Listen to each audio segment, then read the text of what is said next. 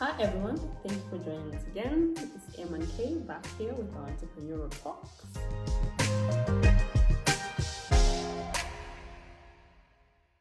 Hi Kay, how are you doing? I'm good. I'm excited about our entrepreneurial week. Today we have a very interesting topic we want to talk about. We want to talk about businesses. What kind of business can we do? We do know we have entrepreneurs out there that are looking to start doing a business, or those that have already started, and maybe they're thinking, can I change my idea? Yeah. And those that are thinking, what idea can I come up with? Yeah. So we thought, let's talk about that a little bit. Mm-hmm. So, okay, maybe you can start. What do you think a person should look at when they want to start a business or when they want to change the line of business? Yeah, and by the way, I think that it's very key that you've mentioned that you could also look at changing your business. Mm-hmm. So, but first of all, we're going to talk about what you could look at when you're thinking of starting, your entrepreneurial journey. You're thinking of what business you could actually go in. Mm-hmm. One of the things that I think are very key is that you have to identify a gap in the market. That's very, very, very, very critical. So you have to identify a gap. You have to look at, what market am I looking to penetrate and how can I possibly service that market?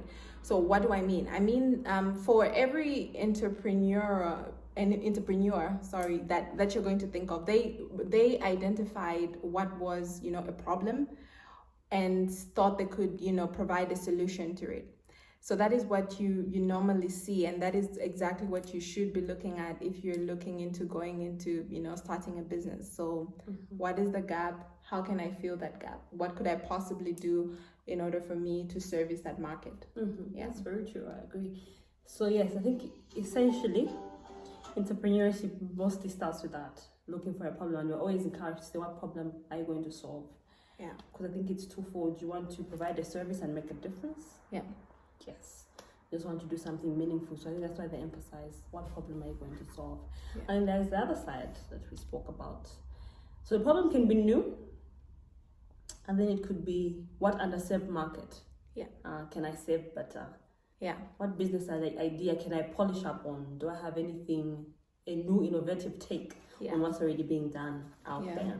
Yeah, that is very true, because really what you do when you speak about identifying the gap in the market, or what idea could I possibly come up with, it also has to be something that people are willing to spend money on. That's why it's very critical for you to identify that this really is a gap in the market. It has to be something that for sure is lacking, and it's something that people are willing to spend money on.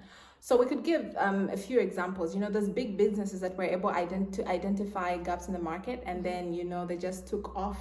And it's been one of the greatest innovations of all time. Facebook, for example, somebody identified what the need was. So what was it? People needed to communicate. People wanted to talk to people, in real time, that were not living in the same town as they were, or the same country as they were. So then Mark then came up with that business. So that's exactly what we're looking at. So obviously that's a very big business, and we don't want to just relate to big businesses, because sometimes that might not be relatable for some people. So you're thinking, that is a multi-million business. How do I relate to that? But really the idea is the same, whether you're looking at a small business or, and yeah.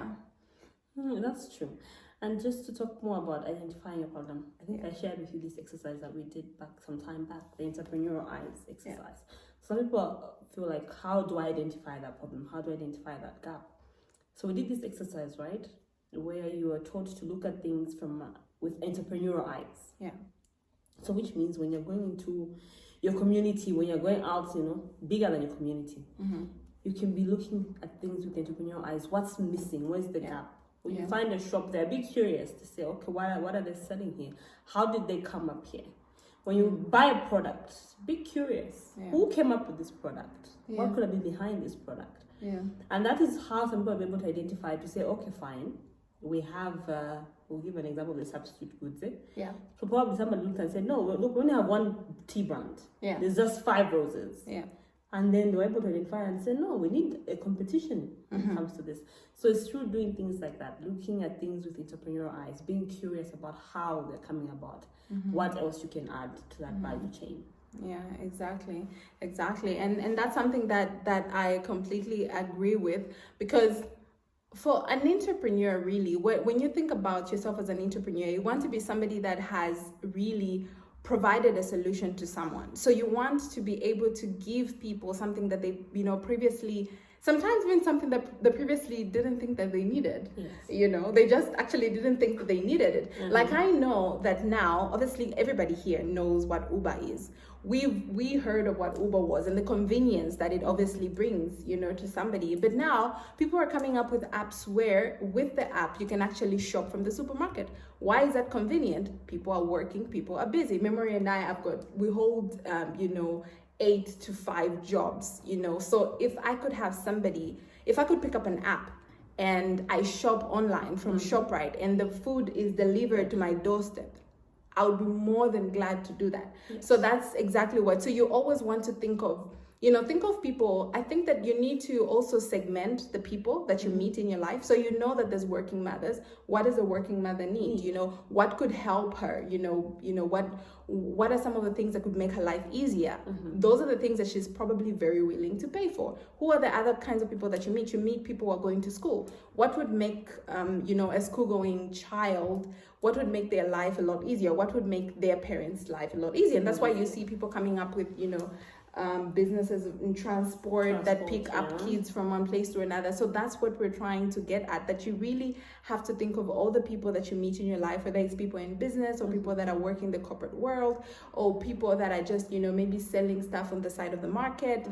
So you think of all of those and you think of what challenges they could possibly have in their lives, or in whatever business, because you could even provide a solution for a business. You can. Yeah. Now that you mention it, there's this business that I have to mention.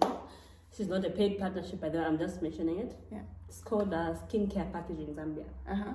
I think you saw it, yeah. So all they do is provide packaging for skincare products. Yeah. Okay. And you begin to wonder, how do you think of it? Because you've seen now we've got a lot of Zambian entrepreneurs coming up and making their own lotion. Yeah. So this person actually thought and said, where do I fit in this value chain? If they're making all these lotions, they need containers.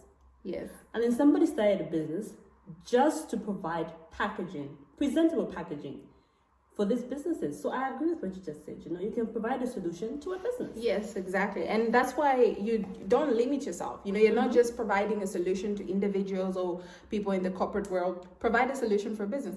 And also, there's just quite a bit of there's quite a bit of businesses that have come up that I was like, oh wow, that was a great idea. Yes. Yeah, and now we have a lot of delivery people as well. We have businesses, they're set up somewhere, but then some of the challenges that they have is getting some of their product to their customers. So somebody says, okay, you know what, why don't I come up with a delivery business where I can get the product from this one person to their customers. So those are some of that's how you sort of sit down and think of what you could possibly do. You always want to provide a solution, and I think it has to be something that you're passionate about, because when you're not passionate about it, chances are that you're probably not going to persevere. I met an entrepreneur yesterday who was telling me, no, you have to do something that you're passionate about, because then it doesn't feel like a job.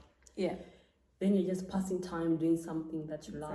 Exactly. I agreed with that statement. Yeah.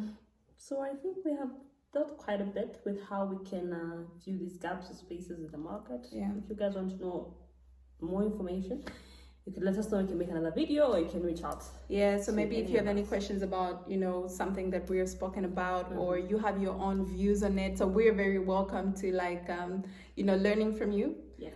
Because like in our previous video, I think the first video that we made, which we haven't put out yet, we did speak about the fact that there's a lot of content out there, and we're here just to share, what our view is, and yes, and we know that there's a lot of entrepreneurs watching this, and we would like to interact with you and just to hear what your viewpoint is on this matter. Yes, and I think it would be so cool. Yeah. If we could also hear how you came about with your business. Yes. If you're willing to share that, and we can point exactly. Out, like how did you? Yes. We'll talk about other people's businesses. Exactly. Like what was the thought process? Yes. How did you come up with your business idea? I think those would be such great conversations. So happy to hear those. Yeah.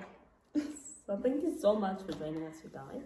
Thank you, and we're glad that we got to do this. So, yeah.